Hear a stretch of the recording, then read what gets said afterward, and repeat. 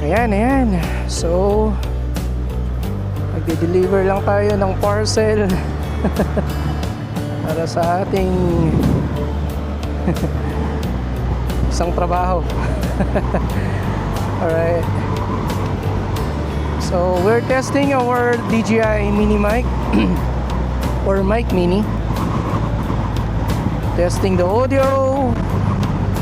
This is in preparation para sa ating long ride this month.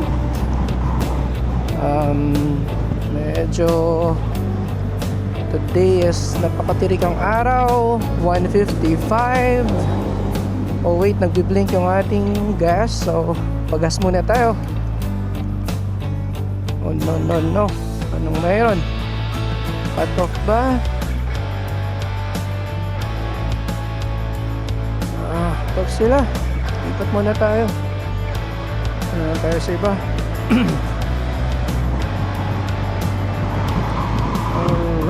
Alright. Nag-cut off ang Petron, so hanap na lang tayo. Uy, lakas ng hangin. Lakas ng hangin. Oops. Ano ba naman to si Kuya? Kala ko didiretso. Okay, so gamit ng ating Osmo Action 4 ay ang DJI mic mini at saka yung audio ng ating Insta360 nakakonect sa ating intercom. So tingnan natin kung anong mas magandang audio. Sana hindi tayo maanuhan ng gas at nagbi-blink na. Hindi tayo nakapagpagas doon sa Petron kasi cut off nila. Alas 2 pa ata sila mag-open. So dito na lang tayo sa iba. Ayan, platinum tayo. Full tank. Oo, full tank tayo. Ayan.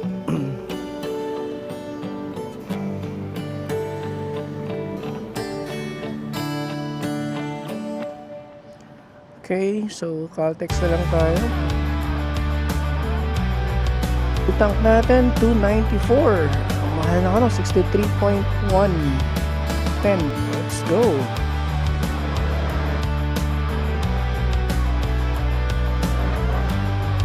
Let's go. Okay, so no problem na yung gas natin. Made-deliver na natin yung ating parcel. Hindi, pagupit lang tayo ngayon. Pagupit tayo sa pogi nating barbero natin nasa Taguig pa. So lower Bakutan, Taguig.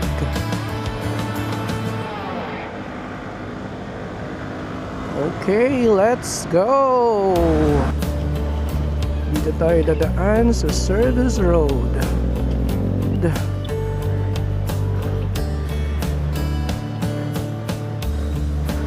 Alright.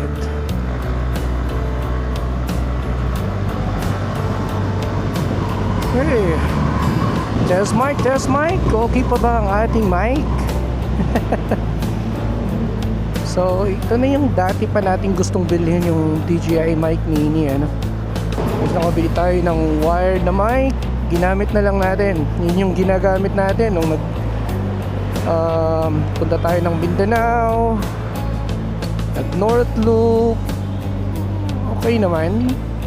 Pero syempre pag may mga time talaga na static yung tunog or yung audio ng ating mic, so at saka yung mic na ginagamit kasi natin naka-connect dun sa ating intercom, tapos naririnig natin yung boses ng ating kasama, ng ating OBR. So dito, ito yung disadvantage lang ng wireless kasi isahan lang talaga siya. So hindi mo pwedeng ikabit yung dalawang DJI mic mini sa ating action cam. Pero sabi nila yung isa, kung mayroon kang transmitter, pwede mo siyang isaksak doon sa type C transmitter para makunik yung isang DJI mic mini. Pero kung wala ka nun, hindi mo siya masasabay ng Bluetooth na dalawa. Right. So, ang mangyayari na ito, pag meron tayong OBR, kasama natin si Wi-Fi, ang ating 360, yan yung mic ng 360 natin ay yung intercom. So, yung gamit nating intercom is yung FX Pro ng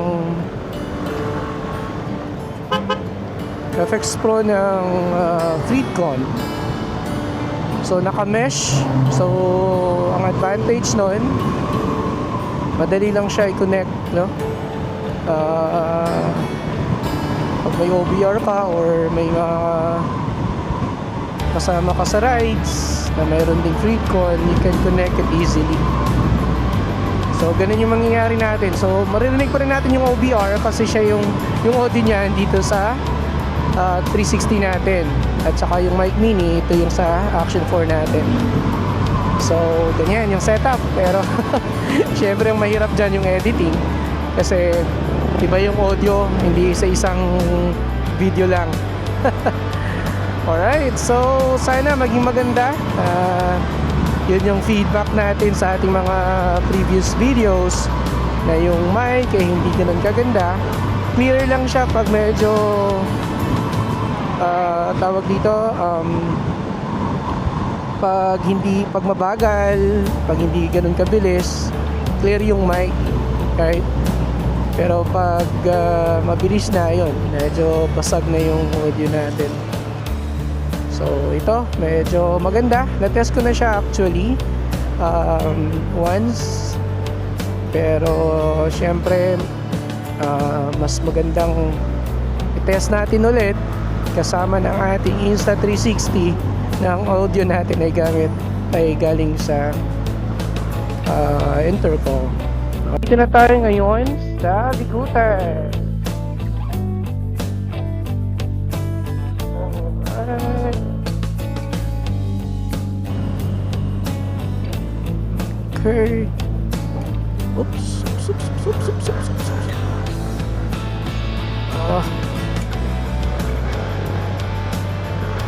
Alright.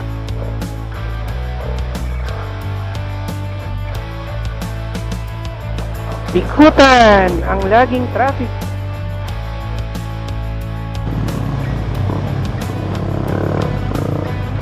Okay. Oh no, liliko sa kanan. My goodness. Boom! Muntik. Goodness. Boom! Muntik na. Nag-signal kasi, sir. Ano, may iwasan natin yung ganyan. Lalo na sa mga malalaking truck. Teka lang, sir, ha? Natakatakot naman to. Babanggain pa ako na ito. Yan. So, oops. Oh, grabe, oh. Lakas. Ito yung ano talaga dito sa Bicutan. Daming truck. Pas na tayo sa matraffic na Bicutan. Ay, bagong diwa. UP Taguig Campus, DOST.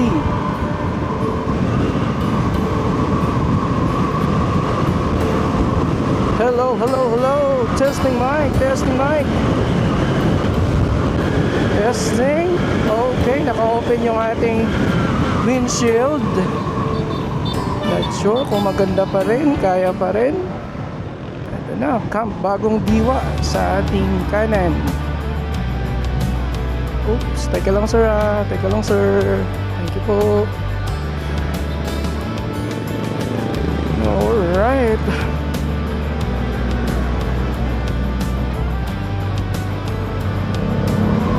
And nakikita na natin ang Laguna Lake. Ito yung magandang part dito sa sa Bicutan, Lower Bicutan banda. Yan, dito pa lang makikita mo na yung lake. Ayan. Dito, traffic ulit. So, andito na tayo bandang Lower Bicutan, diba? Ang layo ng ating barbero. Okay. Dito pala may Petron. Dapat dito na lang tayo. Wala na, tapos na. Petron lagi yung gas natin eh. Wala tayong choice kanina. Nag-Caltex na lang tayo. Laki ng difference. Dito 54 ang XCS nila oh. 54.81. Samantala yung Caltex 95 octane nasa 63. Almost 9 pesos. Hirap ano. Ay nako ah. Kung gusto mong tumago sa Taytay Antipolo, C6 ka na. So doon walang traffic doon. Pwede kang mag-ano doon, mag-top speed. Pero pag dito, maraming sasakyan, service road, dandahan ka lang talaga. Hindi actually natin alam yung exact na address ng ating barber kasi kakalipat niya lang, sarili niya ng barber shop. So, hanapin natin na lang. Malapit daw siya sa Lakay. Ayun, Lakay. Oh, ito na. Nandito na tayo, nakikita ko na. Ayan na, sa kaliwa. Ano to? Ayan. Roadmaster Barbershop. Ayan.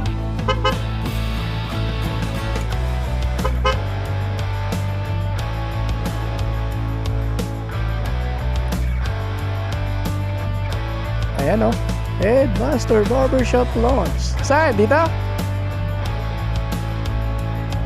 Wala pang parking. Dito? Alright.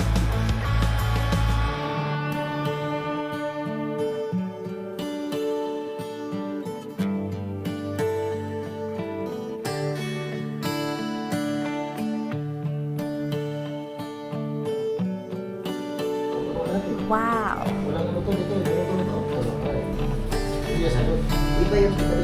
Okay, so diretso na tayo.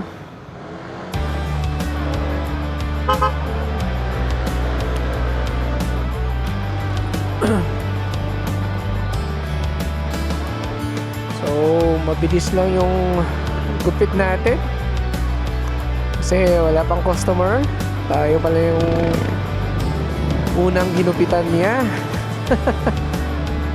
Right, so hindi na tayo bikutan. Okay. Service road papuntang Las Piñas.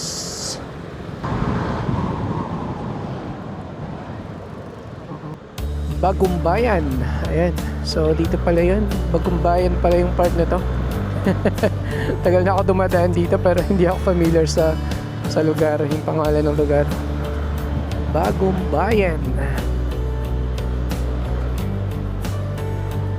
Linis ng lugar ah. Nice. Time is 3:30.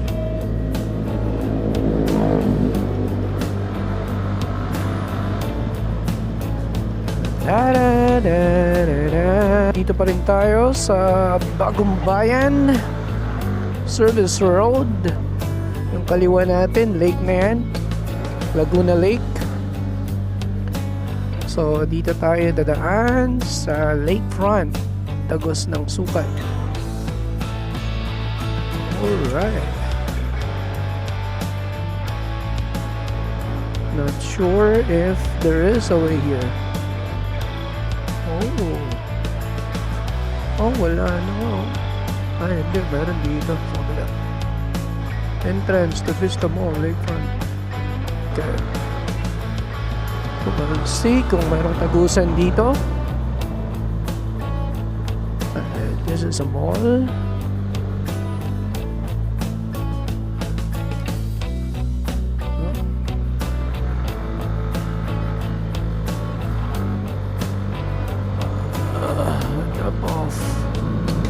Kung wala, iikot tayo sa kabila. may laruan dito.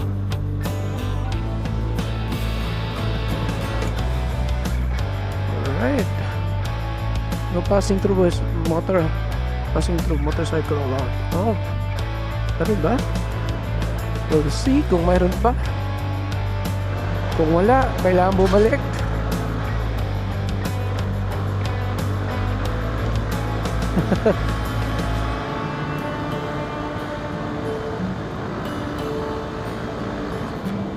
Eh di kung wala, balik tayo. Ang ganda dito eh, oh. Hello, parking at any time.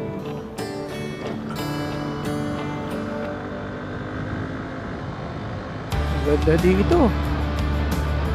Pero kung wala, babalik talaga tayo. Ano naman eh. Ganda naman yung ano dito.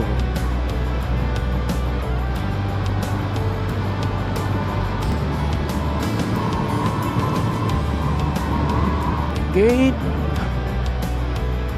Not sure if there is. Marami naman eh. Pwede nga dito na dumaan. Oh, wala. Mayroon. Ano namang passing through doon? Ay, karatula lang. Hindi ko lang alam kung may araw. Pero nakatagos tayo dito sa sukat. Okay. Ingat-ingat lang. Let's go. Ayan, sa kanan natin, S-Lex na yan. Na tayo sa crossing sukat.